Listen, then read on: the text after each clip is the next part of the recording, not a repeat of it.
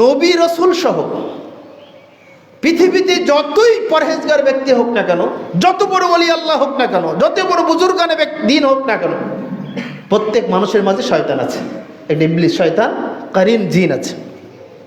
তবে কারিন জিন শয়তান প্রত্যেক মানুষেরকে প্ররোচনা দেয়, কিন্তু ঈমানদারদের কাছে সে পাত্তা পায় না।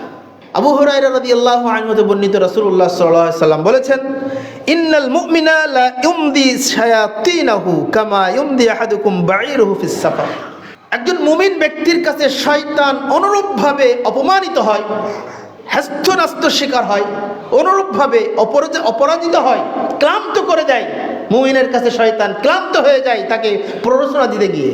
যেমন একজন পথিক মুসাফির সফর করতে করতে তার বাহনকে, তার উটকে ক্লান্ত করে দেয়, ঠিক অনুরূপভাবে শয়তান মুমিনের কাছে এসে শয়তান প্ররোচনা দেওয়ার জন্য দিতে ক্লান্ত হয়ে যায়, কিন্তু মুমিন কোনোদিন শয়তানের পায়ে পদচারণায় কুমন্ত্রণায় পতিত হয় না।